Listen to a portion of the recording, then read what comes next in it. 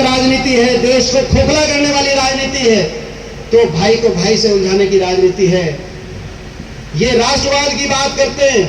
क्या 36 बिरादरी हर धर्म के लोग इस राष्ट्र के नागरिक नहीं हैं?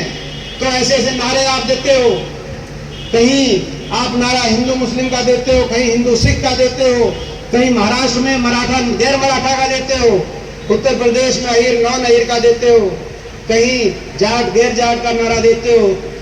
आप राष्ट्र की बात करते हो, भाई को भाई से उलझाकर हमारे देश के समाज को कमजोर कर कर अपनी राजनीतिक रोटी सेकने का काम करते हो। आप हिंदूवाद की बात करते हो। क्या 36 बिरादरी हिंदू नहीं है? आप ना देश राष्ट्र के हो, ना हिंदू के हो। आप केवल अपनी कुर्सी को, अपनी सत्ता के लिए, अपनी कुर्सी बचाने के लिए आप नकारात्मक राजनीति करते हो। इसीलिए हमारी आपसे लड़ाई है। झूठ भी, फूट भी और लूट भी। और लूट ऐसी मचा रखी है, खुली लूट, खुली लूट। कोई मुझसे कह रहा था कि कांग्रेस पार्टी 70 साल पुरानी पार्टी है, कांग्रेस के अकाउंट में 150 करोड़ रुपए हैं, और भाजपा 10 साल की शासन के बाद, राज के बाद भाजपा में के अकाउंट में लाखों करोड़ रुपए। बोला हर शहर में 5 स्टार होटल बना, कोई कॉलेज बना के नहीं बना, कहीं कोई अस्पताल बना के नहीं बना, 5 स्टार होटल जैसे हर जगह इनके कार्यालय बन गए। और सबको पता हरियाणा में कितनी लूट मची हुई है, कितनी। अभी कैथल की बात बता रहे थे, कैथल में कितने की जमीन थी और कितने में देने का काम किया। और अभी तो एक और बात आई, हिसार एयरपोर्ट पे पता नहीं 180 करोड़ की या 200 करोड़ की है, 180 बताएंगे। आज कई जिलों के यहाँ विधायक इकट्ठे हो रहे हैं भाई बालू, इसके लिए हम बधाई देते हैं आपके भाई। हिसार से 80 इकट्ठा, भाई अपना रोहतक से भाई बलराम, भाई झज्जर से भाई कुलदीप बस आए हुए हैं। अगर रखा भाई, धन्यवाद आपका बहुत बहुत।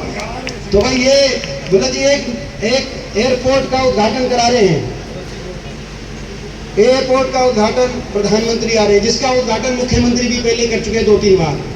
और वो एयरपोर्ट मंजूर किसने कराया? वो एयरपोर्ट मंजूर हुआ 2013-14 में, जब चौधरी उपेंद्र सिंह हुड्डा जी ने प्रस्ताव भेजा। यूपीए सरकार में केंद्रीय उड्डयन मंत्री चौधरी अजीत सिंह थे, और उस समय हरियाणा के 2 एयरपोर्ट मंजूर थे, हिसार और करनाल, जो 3 साल में बन के जाके तैयार होने थे। सरकार बदल गई, 11 साल के बाद भी उद्घाटन करा रहे हैं। और किस चीज का उद्घाटन करा रहे हैं? बोला बिना नींव की सड़क बना दी 200 करोड़ की। यही बात है ना, एयरपोर्ट के चारों तरफ जो दीवार बननी थी, बोला बिना नींव के बनवा दी। तो अब बोला भाई उस पर वो करेंगे, तो बिना नींव के पकड़ी गई सड़क। तो ये तो बिना नींव की सड़क थी, कहाँ टिकनी थी? ये बिना जन भावना की नींव की सरकार भी नहीं टिकेगी। जैसे बिना नींव की सरकार नहीं टिकी, सड़क नहीं टिकी, ये सरकार भी बिना जन भावना की नींव की सरकार है। मैनेज करके झूठ, फूट और लूट का पैसा ऐसा बहाया इन्होंने इस सिलेक्शन में, लूट का पैसा बढ़ाया। और आपको भी, आपके पास भी खबर आ गई होगी, और नहीं तो आ जाएगी, कि वो इनके लूट का पैसा कौन कौन ऐसा निर्दलीय उम्मीदवार था, या कौन कौन ऐसे लोग थे जिनके पास इनका लूट का पैसा पहुंचा। खबर आ गई कि नहीं आ गई आपको? और नहीं आई तो अब दिन जो है बस आप पहुंच जाएगी जिनके पास नहीं। तो झूठ, फूट और लूट से ये सरकार बना गई। जन भावना की नींव पे सरकार नहीं टिकी, जैसे इनकी एयरपोर्ट की दीवार बिना नींव की है। और इसीलिए इनसे हमारी लड़ाई है। और हमारी लड़ाई है सत्य की, हमारी लड़ाई है भाईचारे की, और हमारी लड़ाई है ईमानदारी की। हमारी लड़ाई सत्य की है। ये झूठ का सहारा लेंगे, हम सच से लड़ाई लड़ेंगे। ये फूट का सहारा लेंगे, हम 36 बिरादरी के भाईचारे से लड़ा के भाईचारे के लड़ाई लड़ेंगे। ये तोड़ेंगे और हम समाज को जोड़ेंगे। इस संकल्प के साथ हम कदम बढ़ाएंगे। और ये लूट का सहारा लेंगे, हम ईमानदारी से लड़ेंगे। हम को दोबारा से ये लड़ाई लड़नी पड़ेगी, मगर एक आदमी के बस की लड़ाई नहीं है। ये लड़ाई तब लड़ी जाएगी, अपनी शक्ति को कम मत समझना। 2 दंगल हुए थे, लोकसभा का और विधानसभा का। लोकसभा के दंगल में आपने चित किया था बीजेपी को हरियाणा के अंदर, लोकसभा के दंगल में भाजपा से 3% वोट आपकी ज्यादा थी। विधानसभा में साजिश और षड्यंत्र का आप शिकार हुए, आपकी कोई कमी नहीं थी, आपने कोई कसर नहीं छोड़ी थी, लेकिन साजिश और षड्यंत्र के आप शिकार हुए। अपनी शक्ति को कम मत समझना।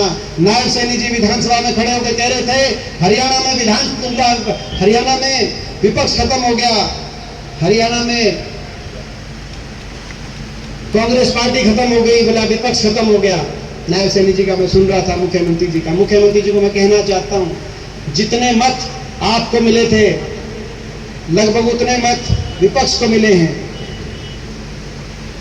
जितने आपके लोकसभा में सांसद हैं उतने ही हमारे लोकसभा में सांसद हैं, और 5-7 की फर्क हेरफेर में आपकी विधानसभा में मेजॉरिटी आई है।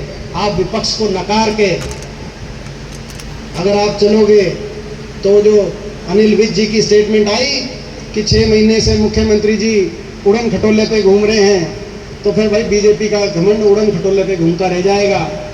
हमारी विपक्ष की जिम्मेदारी है, हमें लड़ाई लड़नी पड़ेगी। हरियाणा के हर वर्ग की सरकार नहीं बना पाए तो क्या हुआ, विपक्ष की एक मजबूत विपक्ष की जिम्मेदारी हरियाणा के लोगों ने दी है कि नहीं दी है? मजबूत विपक्ष की हर वर्ग की लड़ाई लड़ेंगे। आज ये धन्यवाद समारोह भी है, लेकिन इससे ज्यादा ये संकल्प समारोह भी है कि हम विपक्ष की अच्छी सकारात्मक जिम्मेदारी निभाएंगे, हर वर्ग की लड़ाई लड़ेंगे, हरियाणा के हित की लड़ाई लड़ेंगे, ईमानदारी, भाईचारे और सच की लड़ाई लड़ेंगे। जो मैंने कहा, भाजपा के लूट झूठ और फूट के एजेंडे के खिलाफ लड़ाई लड़ेंगे, हरियाणा को सही रास्ते पे, विकास के रास्ते पे लेके जाने की लड़ाई लड़ेंगे। लेकिन वो लड़ाई कोई अकेला नहीं लड़ सकता। वो लड़ाई तब लड़ी जाएगी जब आप सबका, आपकी शक्ति आप में है, लेकिन आप सबका साथ, अपनी शक्ति को पहचानते हुए आपका साथ मिलेगा, और साजिश और षड्यंत्र करने वालों को भी पहचानोगे, और आप सब मिलकर लोगों को जागरूक करोगे। जिस तरीके से इस बार, जैसे कहा कईयों ने कहा, मलिक साहब ने भी कहा कि हमारी कश्ती वहां डूबी जहां पानी कम था, और उस औरों में क्या जो है, क्या बोला भाई, औरों से, हाँ भाई, औरों में क्या दम था, हमारी कश्ती उड़े डूबी जहां पानी कम था। पानी कम कहाँ था? जहाँ पे यानी कोई ना कोई सुराग दे रहा था अपना ही। आप समझ गए मेरी बात? तो मैं आप सबसे पूछना चाहता हूँ भाई, ये लड़ाई आप कहो तो ये लड़ाई लड़ें। 4 साल का समय है। आप कहो तो सकारात्मक विपक्ष की जिम्मेदारी, हर वर्ग की लड़ाई, छत्तीस बिरादरी की लड़ाई हरियाणा विधानसभा में और लोकसभा में आपका आशीर्वाद हो और आपका साथ हो, तो एक बार हाथ खड़ा करके बताओ ये लड़ाई लड़ेगी। लड़ो भाई साहब, आपके साथ मैं नीचे कर लो, कोई बात नहीं, करेंगे रोगी। ये देखो भाई, मैंने देखो, मैंने